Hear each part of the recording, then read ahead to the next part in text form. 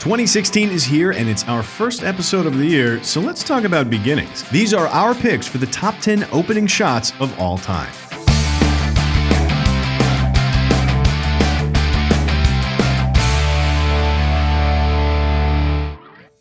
Kicking us off at number 10, let's take a look at the bookend opening. This is the opening shot that isn't necessarily notable in its own right, but in its symmetry with the final shot, perfectly sandwiching the film, underlying the extent of its journey. These are opening shots like the distorted mirror from Cabaret, the look from Gone Girl, inverted eyes from Cape Fear, and the flags from Saving Private Ryan, and those openers from Dawn of the Planet of the Apes, The Godfather 2, and Castaway. However, if there's an opening shot that stands in perfect harmony with its denouement, it's gotta be the one from The Searchers.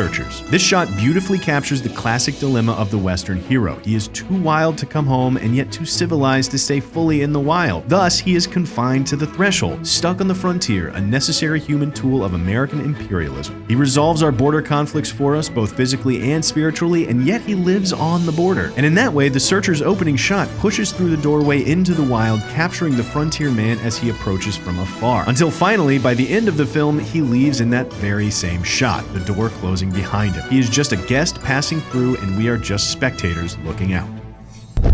For our next two slots, we gotta take some time to soak in the beauty. And when it comes to straight up aesthetics, we're pretty partial to shots like the openers from Blade Runner, The Untouchables, Clockwork Orange, and Melancholia. We love La Samurai and Shame, and we certainly would be giving a spot to Fanny and Alexander if we were counting second shots. But for our number 8 pick, we gotta give it to Raging Bull. God, is this gorgeous. The operatic shadowboxing of a hooded pugilist bouncing in slow motion, glowing in the occasional snap of a flashbulb, completely at home in the ring. It is the perfect introduction to the character, the story, and the style, all while making us breathe a little shallower. But just in case that isn't enough, we've also got our number 8, the napalm tree line from Apocalypse Now. Sure, taken together, our two beauty picks make a compelling case that we're slightly biased toward epic music and slow motion, but who isn't? Apocalypse Now has a different kind of operatic violence in its serene ballet of smoke, fire, and helicopters. It is as hallucinogenic and surreal as we need it to be in order to not flinch from the ugliness beneath its imagery. Those are people burning beneath those trees. But there's a gorgeous hypnosis to both of these shots, which is exactly why we picked them. Next up at number 7, we're looking at some of those kickoff images that throw us right in the middle of the action without a moment to catch our breath. A Hard Day's Night plops us down mid-Beatles fanfare, and Buried's brilliantly brief first shot at all of one frame blinks us inside a leaky coffin. However, for In Media Res, there's no movie that did it better than the original Star Wars: A New Hope. Panning down from those iconic scrolling titles into an empty starscape, a rebel ship screams into frame, throwing us into the middle of a chase we know nothing about. But it doesn't matter. We're caught up in it anyway as we watch, mouths agape at what exactly it's running from. The biggest spaceship you could ever conceive of, and then some. There's no time for poetry, thematics, or beauty here. Just an intergalactic David and Goliath kick in the crotch that says, shut up and pay attention, something's happening here. While we're on the topic of Star Wars, we noticed a crazy pattern of kick-ass first shots that all seem to take place in space. It's like any filmmaker with a movie even vaguely related to the universe at large gets all giddy and wants to show off their new star-studded visual effects as soon as humanly possible. Check it out. In addition to Star Wars, the first shots from Tree of Life, Gravity, and Superman all go ham on that outer space shit. There's 2001: A Space Odyssey, which is particularly epic, and best of all, in our humble opinions, Contact's tour of the entire f***ing universe.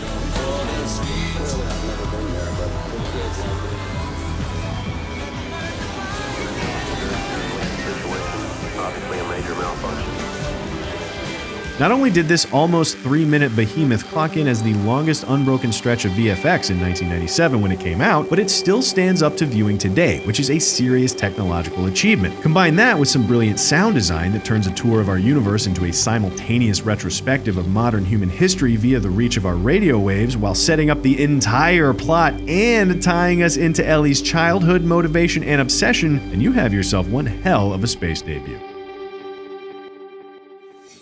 One of the coolest things an opening shot can be is a microcosm of the entire movie. It shows us the whole story, the characters, the plot, the conflict, the theme in a single moment. That's why we think Contact Shot was so badass, and it's also why we pick our number 5, Fight Club. This shot is ultra cool to look at here because it's almost the exact opposite of what Contact does. Instead of a long shot VFX tour through outer space, it's a long shot tour through inner space, in this case, the brain of our hero. It too ends on his face, but instead of getting there years and years before our story begins in the form of a flashback, it arrives at the very end of our story, plopping us not only in media res, but nearly in media resolution. In this way, it joins the ranks of brilliant starting at the ending opening shots like those from Pan's Labyrinth, The Prestige, and Memento, which are ultra clever because they all kind of contain a big f*** you spoiler for the twist to come that we're not quite smart enough to pick up on yet. Of course, there are lots of other movies that do a good microcosm. Think Altered States and Rear Window and Annie Hall and Marie Antoinette. We gotta hand it to all of them for putting their best foot forward. But for our number 4, it's gotta go to Truffaut's Day for Night. It's your typical French auteur sideways dollying long take right up until the shot cuts away just a few frames too late when we realize it really isn't. It's a brilliant movie within a movie microcosm, perfectly creating and subverting our expectations, defining the world we're going to inhabit in a way we don't understand until the next shot turns it on its head, playing our assumptions against us and preparing us for what's to come, even though we don't realize it's happening. Of course, these past few shots have really started to rack up the frame count, getting more bang for their buck by, well, including more in each. So if longer is better for an opening shot, and we're not sure that it is, but it's certainly more impressive, let's look at some of the most impressive long shot openers. First up, more an achievement of staging an unbroken performance than fancy camera footwork and perfect timing. It's not The Conversation, although we love that surveillance shot, and it's not Punch Drunk Love, although it's absolutely wonderful. It's actually Flowers of Shanghai.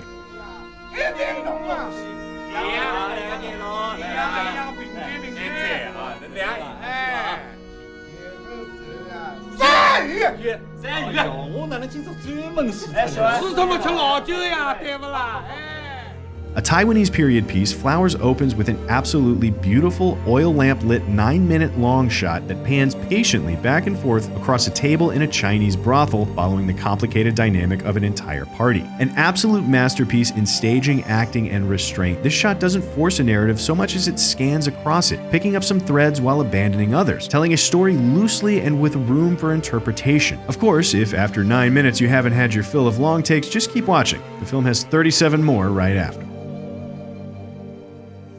Of course, there are other opening long takes. There's the POV First Murder from Halloween, the complete disco prologue from Boogie Nights, and Nick Cage's unbroken insanity from Snake Eyes. However, when it comes to setting up every single plot element in one go, there's almost nothing better than our penultimate pick, The Player. Take 10, marker. Almost more brilliantly meta than Day for Night, The Player's meticulously choreographed crane shot comments on itself and its industry while simultaneously setting up the entirety of the plot, establishing all the key relationships, dynamics, and conflicts. And of course, in one of the most brilliant moments of self-reference, the studio's security head complains about movies and their MTV cut style while waxing nostalgic about the long takes of old. What happened to films like Touch of Evil that set up the entire plot in a single long take opening? Well, they've landed on the top of our list, because our number 1 slot goes to the one and only Touch of Evil.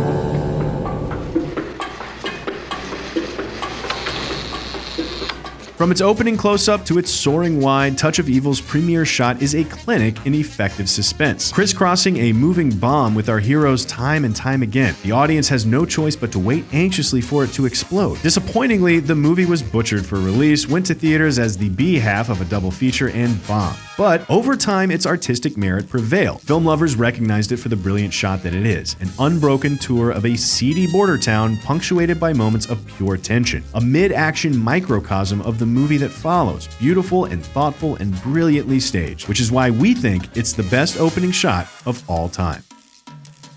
So what do you think? Do you disagree with some of our picks? Do we leave out your favorite opening shots? Let us know in the comments below, and be sure to subscribe for more CineFix Movie Lists.